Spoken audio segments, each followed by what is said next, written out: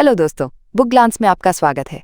आज हम बात करने वाले हैं book the art of risk book by Richard Harris और हम इस बुक को 10 आसान पॉइंट्स में समझेंगे। किताब द आर्ट ऑफ रिस्क में कैटी शॉप्स और डेविड एच बर्नस्टीन ने ये सिद्धांत प्रस्तुत किया है कि जोखिम लेने की कला न केवल जोखिम को पहचानने बल्कि उसे समझने और रणनीतिक रूप से उसका सामना करने का नाम है। ये किताब उन लोगों के लिए है जो किसी भी प्रकार के जोखिम को अपने जीवन का हिस्सा मानते हैं और चाहते हैं कि वे इन जोखिमों को बेहतर तरीके से प्रबंधित करें।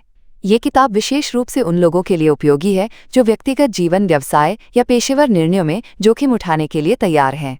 किताब में दिए गए सिद्धांत और उदाहरण ये स्पष्ट करते हैं कि जोखिम केवल खतरे का नाम नहीं है, बल्कि इसमें अवसर और संभावनाएं भी छिपी होती हैं। यदि जोखिम को समझकर सही तरीके से लिया जाए तो ये किसी भी क्षेत्र में सफलता की कुंजी बन सकता है।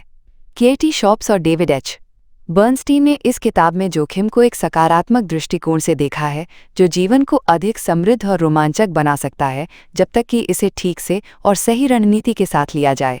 ये किताब उन सभी लोगों के लिए एक गाइड है जो जोखिम को जीवन के किसी भी क्षेत्र में स्वीकार करते हुए उसे अवसर में बदलने का तरीका जानना चाहते हैं। इस किताब का उद्देश्य केवल जोखिम की पहचान करना नहीं है, बल्कि ये भी है कि उसे किस प्रकार से एक रणनीति के तहत स्वीकार किया जाए जिससे व्यक्ति अपने लक्ष्य तक पहुंच सके। अब हम इस किताब के विभिन्न बिंदुओं को विस्तार से समझते हैं जो हमें जोखिम लेने की कला को समझने में मदद करेंगे। आइए हम किताब के विभिन्न सिद्धांतों का विश्लेषण करें, point by point. Point 1, understanding risk as a concept. Risk को एक शब्द के रूप में समझना सरल है, लेकिन इसे सही तरीके से समझना और उसका प्रबंधन करना अधिक जटिल है। द आर्ट ऑफ रिस्क की शुरुआत इस तथ्य से होती है कि हमें जोखिम को एक ऐसा तत्व मानने की आवश्यकता है जिसे हम हमेशा नकारात्मक रूप में देखते हैं, लेकिन किताब के लेखक इसे सकारात्मक दृष्टिकोण से देखने की बात करते हैं। जोखिम केवल खतरे का नाम नहीं है, ये उन अवसरों का भी संकेत है जो हमें विकास और सफलता की दिशा में आगे बढ़ने का मौका देते हैं। किताब में बताया गया है कि जोखिम हमेशा नकारात्मक परिणाम की तरफ नहीं जाता। कई बार जब आप नए विचारों और संभावनाओं को अपनाते हैं तो वो जोखिम आपको उस सफलता की ओर ले जाता है जिसकी आपने कभी कल्पना भी नहीं की होती। उदाहरण के तौर पर, जब एक नया व्यवसाय शुरू किया जाता है तो उस व्यवसाय में किसी भी प्रकार का जोखिम होता है, लेकिन यदि उस जोखिम को समझदारी से लिया जाए और सही समय पर सही निर्णय लिया जाए तो वह व्यवसाय बहुत सफल हो सकता है। इस बिंदु में किताब के लेखक ये सिद्धांत प्रस्तुत करते हैं कि जोखिम को एक अनिवार्य और अपरिहार्य तत्व के रूप में स्वीकार करना चाहिए, क्योंकि ये जीवन के हर क्षेत्र में मौजूद होता है। जोखिम को एक अवसर के रूप में देखना चाहिए, न कि एक समस्या के रूप में। ये मानसिकता हमें सही तरीके से फैसले लेने और जोखिम को अपने फायदे में बदलने के लिए तैयार करती है। पॉइंट 2, अनिश्चितता को अपनाएं। किताब का एक मुख्य सिद्धांत ये है कि अनिश्चितता से बचने के बजाय उसे अपनाना चाहिए। जोखिम स्वाभाविक रूप से अनजानी चीजों में कदम रखना होता है और इससे बचने की कोशिश करने से वृद्धि और अवसरों की कमी हो सकती है। इस खंड में लेखक ने ये बताया है कि सफलता की एक बड़ी कुंजी ये नहीं है कि केवल जोखिम की गणना की जाए, बल्कि ये है कि अनिश्चितता से कैसे निपटा जाए।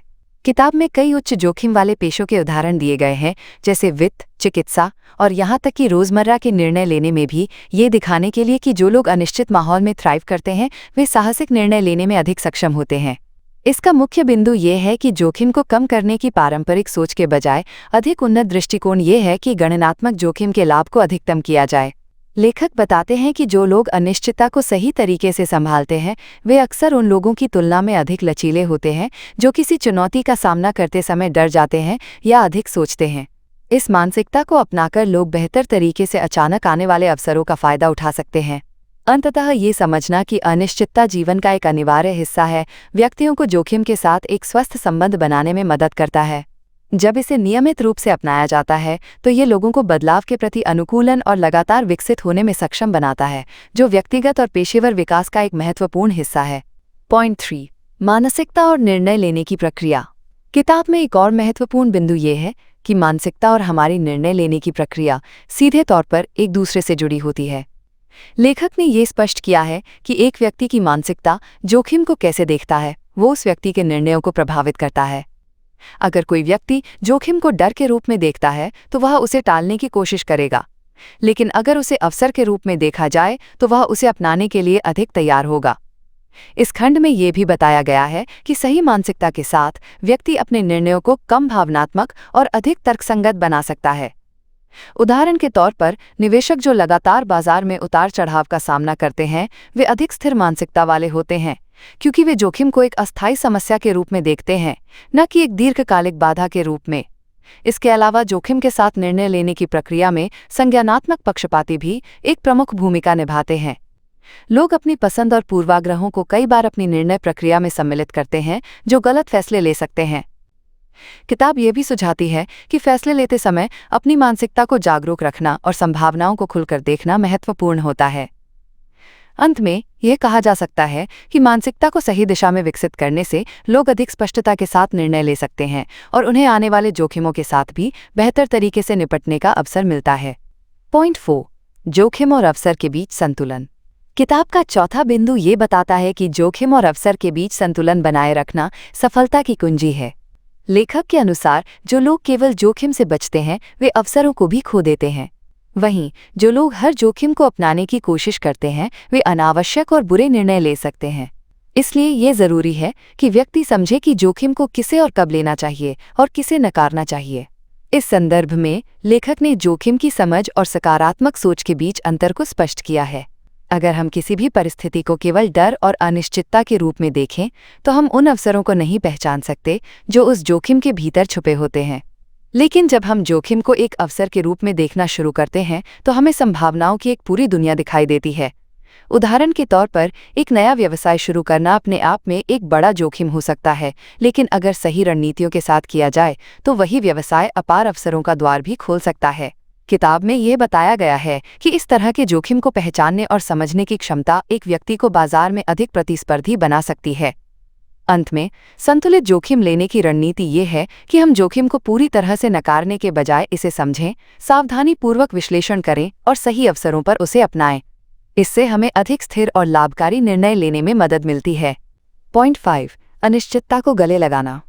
किताब का 5वां बिंदु ये है कि अनिश्चितता से डरने के बजाय उसे गले लगाना चाहिए। जीवन में अनिश्चितता हर जगह है और उसे पूरी तरह से खत्म करना संभव नहीं है। लेखक का कहना है कि जब हम अनिश्चितता से डरते हैं तो हम अपनी पूरी क्षमता का उपयोग नहीं कर पाते। इसके बजाय अगर हम अनिश्चितता को स्वीकार करते हैं और उसे अपनी ताकत मानते हैं, तो हम अपने निर्णयों में बेहतर और आत्मविश्वासी बन सकते हैं। ये बिंदु ये भी बताता है कि अनिश्चितता को पूरी तरह से नकारने के बजाय उसे एक अवसर के रूप में देखना चाहिए। जब हम अनिश्चितता का सामना करते हैं, तो ये हमें अपने विकल्पों और संभावनाओं को और भी बेहतर तरीके से समझने में मदद करता है। ये किसी भी संभावित खतरे या नुकसान से बचने का अवसर भी प्रदान करता है। उदाहरण के रूप में एक निवेशक जो बाजार की अनिश्चितताओं से डरता है, वह कभी भी उच्च लाभ वाले निवेश निर्णय नहीं ले सकता। लेकिन एक व्यक्ति जो अनिश्चितता को एक चुनौती के रूप में देखता है, वह उस स्थिति में अधिक आत्मविश्वास के साथ निर्णय ले सकता है। लेखक के अनुसार अनिश्चितता को अपनाने से मानसिक स्थिति मजबूत होती है, जो निर्णय लेने की प्रक्रिया को तेज और प्रभावी बनाती है। जब हम अनिश्चितता को स्वीकार करते हैं, तो हम अपने जीवन और व्यवसाय में आने वाली चुनौतियों का बेहतर तरीके से सामना करने के लिए तैयार होते हैं। पॉइंट 6, भावनाओं का नियंत्रण और जोखिम लेने की क्षमता। किताब का 6वां बिंदु ये है कि हमारे भावनाओं का नियंत्रण हमारी जोखिम लेने की क्षमता को प्रभावित करता है। जब हम भावनाओं के अधीन होते हैं, तो हम अक्सर त्वरित निर्णय लेते हैं, जो कि अपरिपक्व या अस्थिर हो सकते हैं। इसलिए जोखिम लेने से पहले हमें अपनी भावनाओं को समझने और नियंत्रित करने की आवश्यकता है। लेखक बताते हैं कि जब हम अपने निर्णयों में तर्क और सोच को प्राथमिकता देते हैं, तो हम अधिक संतुलित और सटीक निर्णय ले सकते हैं। भावनाओं को पूरी तरह से नकारने का मतलब ये नहीं है कि हम बिना भावना के रह सकते हैं, बल्कि ये है कि हमें अपनी भावनाओं को समझकर और उनके प्रभाव को नियंत्रित कर अपने निर्णयों को बेहतर बनाना चाहिए। एक उदाहरण के रूप में स्टॉक मार्केट में निवेश करने वाले लोग अक्सर भावनात्मक रूप से घबराहट या लालच में आकर गलत फैसले ले सकते हैं। जब बाजार गिरता है तो डर के कारण वे अपना निवेश बेच देते हैं, और जब बाजार बढ़ता है तो लालच में आकर अधिक खरीदारी कर लेते हैं। यदि वे अपनी भावनाओं को नियंत्रित करके तर्कसंगत तरीके से निवेश करें, तो वे लंबी अवधि में बेहतर परिणाम पा सकते हैं। भावनाओं को नियंत्रित करने से हमारा मानसिक स्थिति मजबूत होती है और हम जोखिमों को अधिक समझदारी से लेते हैं।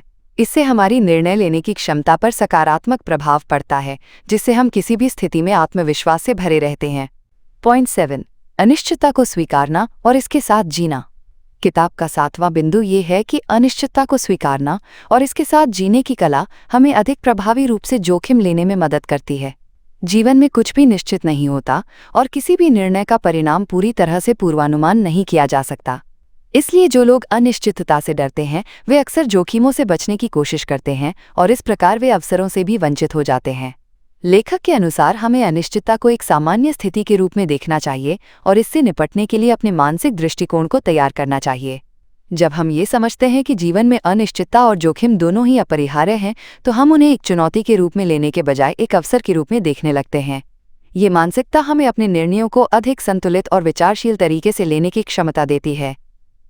अनिश्चितता को स्वीकारने से हम अपनी सोच में लचीलापन लाते हैं, जो हमें विभिन्न संभावनाओं और परिणामों पर विचार करने का अवसर देता है। इस प्रक्रिया में हम अपनी सोच को सीमित नहीं करते और नए विचारों, संभावनाओं और रणनीतियों को अपनाने के लिए तैयार रहते हैं।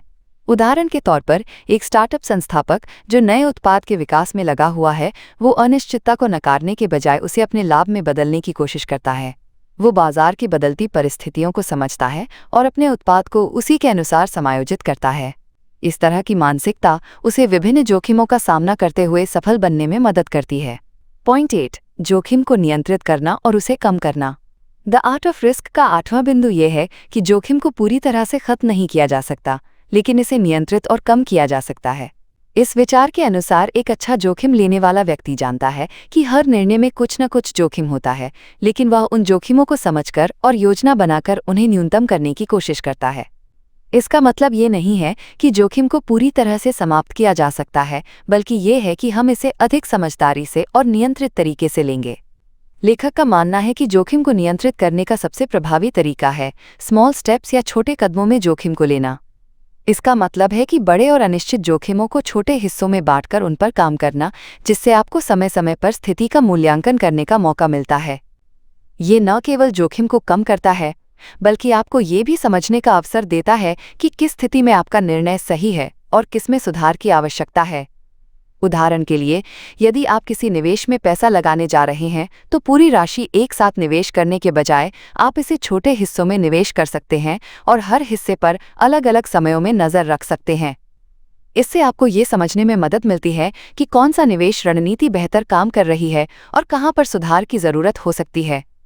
इस प्रकार जोखिम को नियंत्रित करने का उद्देश्य ये नहीं है कि हम पूरी तरह से जोखिम से बचें, बल्कि ये है कि हम समझदारी से जोखिम लें और उसे एक सशक्त योजना के तहत नियंत्रित करें। पॉइंट 9, जोखिम और निर्णयों के मानसिक पहलू। द आर्ट ऑफ रिस्क में लेखक ने यह भी बताया है कि जोखिम और निर्णयों से जुड़ा मानसिक पहलू बेहद महत्वपूर्ण है। हर निर्णय लेने से पहले हमारे दिमाग में कई तरह की भावनाएं और विचार आते हैं, जो अंततः हमारे जोखिम लेने के रवैये को प्रभावित करते हैं। इसलिए एक प्रभावी और संतुलित निर्णय लेने के लिए ये ज़रूरी है कि हम अपनी मानसिक स्थिति को ठीक से समझें और उसका प्रबंधन करें। लेखक के अनुसार जब हम किसी जोखिम के बारे में सोचते हैं, तो हम न केवल तर्क पर आधारित होते हैं, बल्कि हमारी भावनाओं का भी उस निर्णय पर असर होता है। उदाहरण के लिए डर, उत्साह या चिंता जैसे भावनाएं हमारे निर्णय प्रक्रिया को प्रभावित कर सकती हैं।